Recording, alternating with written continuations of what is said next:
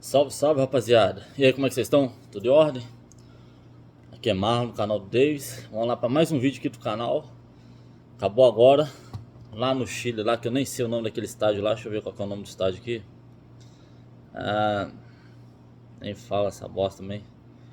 Acabou agora a Universidade do Chile, Botafogo 0. E vou fazer um vídeo bem rápido a respeito desse jogo. Porque, cara, pelo amor de Deus, não dá pra entender certas coisas do Botafogo. Deixa eu só ajeitar essa câmera aqui pra ficar bem legal o vídeo. Bem bacana. Aí, acho que agora ficou melhor. Não dá pra entender muito bem. Questão do Botafogo. O Botafogo dominou o primeiro tempo. Teve as melhores oportunidades. Assim como fez contra o Palmeiras também. Criou várias chances de gol. Contra-ataque. O Botafogo teve N oportunidades contra o Palmeiras de contra-ataque, principalmente atacando com muita força, com vários jogadores. A maioria dos contra-ataques do Botafogo no jogo contra o Palmeiras sempre tinha mais de um jogador, nunca era um jogador sozinho. E contra a Universidade do Chile a gente pôde observar que o Botafogo não jogou atrás como ele fez com o Palmeiras, até porque ele é favorito desse jogo. E ele jogou pra cima. Primeiro tempo, um arraso. O Botafogo dominou e tudo, mas peca na questão de finalização. O Botafogo é um time hoje que chuta muito pouco ao gol. Não tem chute de média distância, longa distância, nem curta distância. Parece que os caras querem ficar assim tocando a bola pra chegar frente a frente com o goleiro e chutar. Sabe, não arrisca, não tem um cara que vai lá, que arrisca o chute mais longo, sabe, que tipo assim, fecha o olho e fala assim, você quer saber, eu vou chutar aqui. Não tem esse jogador no Botafogo. O Botafogo fica, tipo assim, tem uma posse de bola legal, no entanto que a maior posse de bola hoje do jogo foi do Botafogo, tem uma posse de bola legal, tem o domínio da partida, tem jogadores que fazem transições ali de bola ali, principalmente em frente à área adversária, tem paciência para tocar a bola, mas a finalização o Botafogo não tem. Irmão, não adianta, se você não chutar pro gol, você não vai fazer gol, caramba. É um jogo de futebol, ainda tem-se que fazer gol, e só faz gol chutando, entende? No segundo tempo foi um horror, a gente vai chegar lá, foi só chuveirada, principalmente no final do jogo, só chuveirado, enfim, a gente vai chegar lá. Então assim, não entendi a escalação do Paiva hoje, do Renato Paiva. Eu acho que o Matheus Martins ainda não... Ou ele não entendeu o que é o Botafogo, ou ele, tipo assim, eu gosto muito dele, tá? No ano passado ali, principalmente contra o Flamengo, que o Botafogo ganhou de 3-1, o Matheus Martins foi muito decisivo no Campeonato Brasileiro. Ele fez um dos gols, é um bom jogador, é novo ainda, beleza, vai errar. Mas, cara, eu acho que falta mais ele acreditar mais nele mesmo. É um jogador de potencial, um jogador que tem boa finalização, um jogador veloz, rápido. Mas ele acredita muito pouco nele. Ele não vai, quando tem 1-1 ali, ele fica rodando. Ou ele perde a bola e toca para trás. Encara, vai para frente. E eu não entendi por que o Paiva entrou com ele e não com o Arthur. Eu não entendi por que ele resolveu poupar o Arthur. Era muito melhor ele ter entrado com o Arthur, certo? Ou então ter entrado com o próprio Vitinho no lugar do Matheus Martins. Eu realmente não entendi o porquê que ele entrou com o Matheus Martins. Já tem um bom tempo que o Matheus Martins não vem desempenhando bom futebol, desde o ano passado ali e tal. Sempre foi reserva, nunca estava ali como titular e tudo. Na final, lá no Mundial que teve, ele entrou, se eu não estou enganado, ele estava até como titular, não arrumou nada também, foi substituído. Né? Falando a verdade, o time do Botafogo inteiro não arrumou nada naquele jogo. Mas enfim, eu não entendi por que ele entrou com o Matheus Martins. Eu acho que o Matheus Martins, até ele pegar mais confiança, ele é um ótimo reserva. Um ótimo reserva pro Arthur, um ótimo reserva pro Vitinho, sabe? Pra mim ele seria uma terceira opção, apesar de que eu gosto dele, eu gosto do futebol dele, só que ele tem que ter mais assim, ele tem que acreditar mais nele, certo? Então assim, não entendi mesmo a escalação do Paiva hoje. Entendo a questão do Savarino ser poupado, porque o Savarino tava tava meio que lesionado ali, né, com problema na perna lá. O Botafogo Para mim, fez uma ótima contratação do Mastriani. O ano passado ele não foi um bom jogador pelo Atlético Paranaense, mas antes dele ir para o Atlético Paranaense, no América, se eu não estou enganado, em 23, acho que foi em 20, acho que foi no próprio Campeonato Mineiro do ano passado, no início do ano, antes dele mudar para o Atlético Paranaense, o Mastriani foi artilheiro. Inclusive ele foi para o Atlético Paranaense durante o Campeonato Mineiro e mesmo assim ele foi o artilheiro do campeonato. Para mim é um bom ali, uma boa sombra pro Igor Jesus, que o Igor Jesus também, vou falar a verdade, não tá arrumando nada. O Igor Jesus, assim, ok, é um bom jogador, é um excelente atacante, mas ele precisa que a bola chegue nele. Ele faz muito bem essa questão de fazer o pivô, de estar ali no mano a mano, ele encara, ele vai para cima, ele chuta, mas a bola precisa chegar nele. A bola vem nele para fazer o pivô, ele toca a bola sai redondinha para as laterais, a bola vem redondinha para quem vem de trás ali, beleza. Só que quando a bola vai para ele, geralmente é uma pedrada. Ou então os caras jogam a bola no alto e torcem para que ele ganhe de zagueiro no alto, joga a bola lá na frente para ele sair correndo e torce para que ele ganhe. Cara, o Botafogo não tem hoje um armador que entrega a bola ali, um bom armador que entrega a bola para os laterais e que entrega a bola para o Igor Jesus na frente. O Marlon Freitas faz essa função? Faz, só que ele é um volante que vem um pouco mais de trás, falta no meio. O que acontece é o seguinte, o Botafogo tinha esse jogador que era o Almada o ano passado, e o Botafogo perdeu o Almada e não repôs essa peça. Eu acho que beleza, gastou-se mais de 500 milhões nessa janela, beleza, coisa e tal, investiu, o Tex falou que ia investir mais ainda, investiu, saíram jogadores pra caramba, vieram esses jogadores agora. Cara, o Botafogo tem um bom time, mas precisa de um meio armador, precisa de um cara ali no meio que ele pense no jogo, que ele distribua o jogo. O Botafogo não tem, é sempre assim. É sempre o Marlon que faz essa função e ele joga pelas laterais. Quando o Marlon não tá bem, no segundo tempo ele sumiu. Com as substituições que o técnico da Universidade fez, do Chile, cara, o cara dominou o Botafogo. E eu não entendi, o Paiva não entendeu, e nem o time do Botafogo. O gol que o Botafogo levou, é inadmissível levar um gol daquele.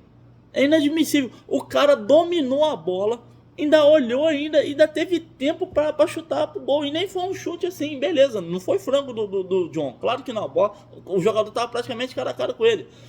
Então, tipo assim, cara, é inadmissível o Botafogo levar um gol daquele.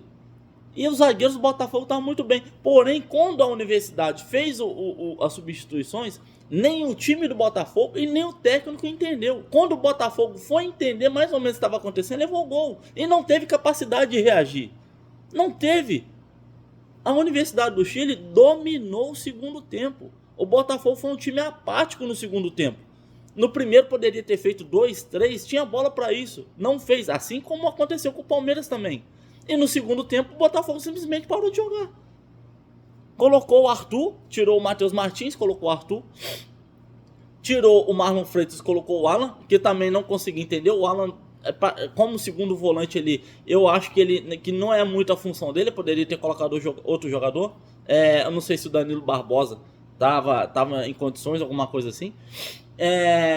Tirou o Igor Jesus, que acabou sendo expulso. Ele tirou o atacante do Botafogo que estava junto ali com o Igor Jesus, que eu acabei esquecendo o nome dele. Colocou o outro atacante lá também, que me fala a memória. Deixa eu só pegar esses nomes aqui pra não falar besteira. Tipo assim, a cabeça tá tão cheia que eu realmente não consegui entender, sabe? Ó, vamos lá, o Botafogo foi o seguinte, ele tirou o Patrick de Paulo e colocou o tal do Manuel. Beleza, jogou ali e tudo, também pegou pouco na bola, é o que falta o jogador de criação ali do meio. O Botafogo não tem esse cara para criar jogadas para o atacante. O que o Botafogo tem, mais ou menos ali, é o Marlon, que distribui a bola para os laterais, e aí é chuveirinho, tanto do Alex Telles pela esquerda, quanto do Vitinho pela direita. Não vai dar certo. Tirou o Patrick de Paula. E outra coisa, o Paiva teve uma sacada bacana com o Patrick de Paula. Que ele entendeu que o Patrick de Paula é um jogador que ele tem talento para jogar mais à frente. Mas ele não é esse jogador que vai fazer essa questão de distribuição de bola. Não é um jogador que vai pensar ali no meio de campo para fazer jogadas ali, para meter uma bola para o atacante em velocidade, para conduzir mais o jogo ali no meio. O Patrick de Paulo não é esse jogador. O Patrick de Paulo tem um excelente chute de média distância, média para longa distância. Hoje ele não deu nenhum chute praticamente no gol.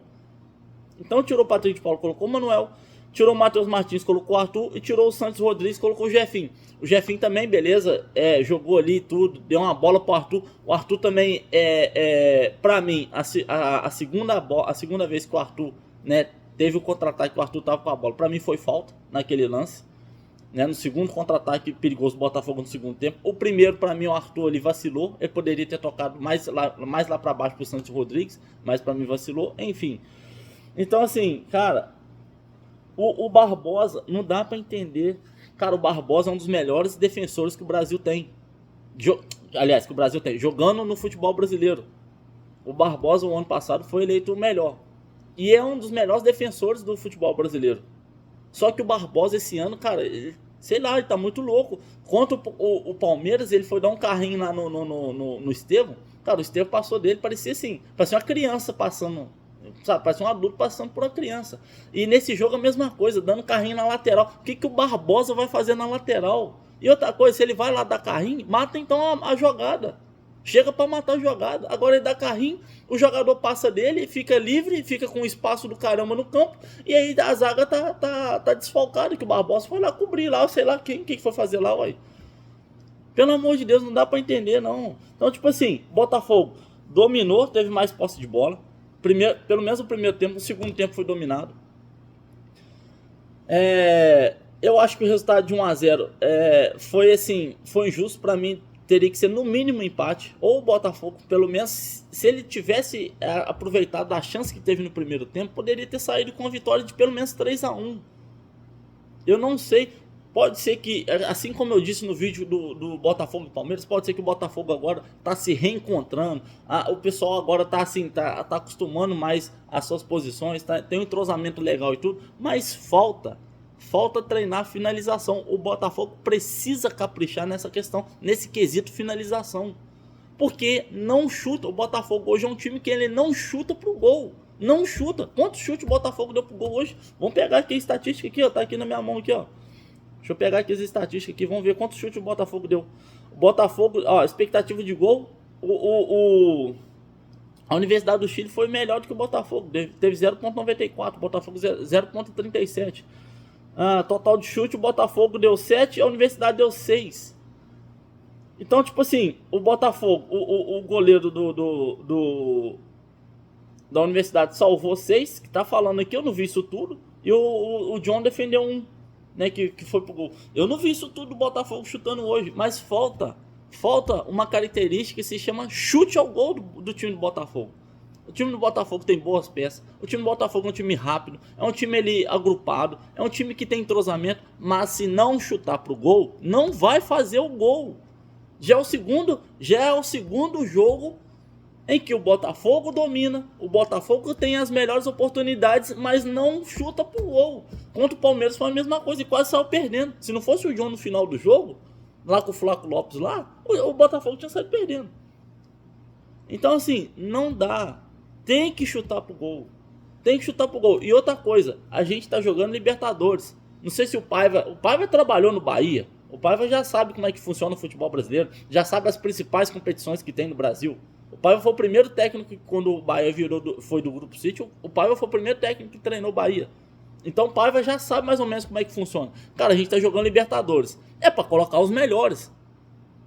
Ou a gente foca, porque aí vai falar assim, mas tem um Super Mundial e coisa e tal. Mas e aí, como é que faz? Vai perder a vaga? Vai perder a vaga das oitavas? Eu prefiro dar tudo agora nos 3 primeiros jogos e fazer 9 pontos e depois você colocar um time misto ali para poupar pro Super Mundial, do que tá fazendo essa graça toda aí e depois ter que ficar no final correndo atrás. O ano passado a gente entende que o Arthur Jorge tinha acabado de chegar. Quem tava treinando o Botafogo no início era o suplente, não era nem técnico. Inclusive contra o Bragantino na pré-Libertadores era ele. Até esqueci o nome do cara lá. A gente perde tanta cabeça com esse jogo aí que a gente acaba esquecendo o nome dos caras. Daqui a pouco a gente vai lembrando aí. Mas, inclusive, quem colocou o Botafogo na Libertadores foi o cara que tava de suplente. Aí depois que chegou o Arthur Jorge, e mesmo assim no primeiro jogo do Arthur Jorge, sem conhecer muito o time, ele me colocou 4 atacantes lá contra, contra a LDU, lá em cima em Quito, na altitude lá, e perdeu. E quase que empatou, foi 2-1 o jogo, se eu não estou enganado. Quase que empatou, teve a bola, teve tudo para empatar ali. Mas você já viu qual que era a estratégia do cara. E dali em diante ele colocou sempre os melhores para jogar. Agora o Renato Paiva eu não estou entendendo não, Renato. Entende? Então, tipo assim, você tem ali, até então, o cara ali, a melhor contratação que o Botafogo fez no ano, que foi o Arthur, que eu não, tipo assim, beleza, é um excelente jogador e tudo, mas eu não acho que é isso tudo. Mas das contratações que vieram pro Botafogo, realmente o Arthur é o melhor. Aí você coloca esse cara no banco. Qual que é o negócio? Qual que é o gap aí? Qual que é o esquema? Porque, uai, o cara tá machucado? O cara não podia jogar? Eu não entendi porque colocou. Entrou com o Matheus Martins e não entrou com o Arthur. Era pra ser o contrário. Coloca o Arthur então desde o início e depois põe o Matheus Martins se o cara cansar. Realmente eu não entendi. Fica muito difícil, sabe? Fica complicado porque o ano começou, beleza, o Botafogo abriu mão totalmente do Carioca e tudo, pra começar o ano agora, a gente tá vendo a diferença. Realmente o Botafogo com um técnico joga de uma forma, sem técnico não existe. E outra coisa, o time reserva do Botafogo é muito mais fraco do que o time reserva que o Botafogo tinha o ano passado. Vai chegar aí o Wendel no meio do ano, não sei se o Texas pretende contratar mais jogadores e tudo, para reforçar o time, enfim. Só que esse elenco do Botafogo, perante o elenco do ano passado, principalmente o time reserva, é mais fraco. É mais fraco. Agora a gente tem que ver o que vai acontecer. Mas é isso aí, galera. Esse aqui foi um vídeo muito rápido. Não esqueça, deixa o seu like. É bastante importante o seu like pro canal. Sem o seu like a gente não cresce. Vamos falar mais do time do futebol brasileiro. Vamos falar mais sobre os times aí. Eu preciso também que vocês comentem nos vídeos. Deixe o seu comentário. Não importa se você está gostando, se você não está gostando. Deixe aí o seu comentário sobre o que você está achando em relação aos jogos que a gente faz aqui no canal, dos vídeos. Deixe o seu comentário a respeito do canal também. Isso é bastante importante. E se inscreva no canal. Se inscreva no canal. Deixa aí. Se inscreve aí, não custa nada. Não vai cair seu dedo, sabe? Você não vai perder dinheiro. É de graça. Se inscreve no canal. Vamos fazer esse canal crescer junto. Deixa o seu like. Comenta. E ative aí o sininho aqui, ó. O sininho aqui embaixo aqui. Deixa aí ativado aí das notificações. Para quando a gente fizer vídeo aqui no canal, você ser notificado. E eu quero agradecer imensamente a cada um de vocês que tem assistido os vídeos, que os novos inscritos que estão entrando no canal. A gente agora estamos começando agora o canal, entende? Então, tipo assim, vamos fazer acontecer. Vamos começar a fazer live também no canal para vocês todos poderem participar, dar a opinião de vocês. Enfim, vamos fazer o canal crescer junto, beleza? Valeu, galera.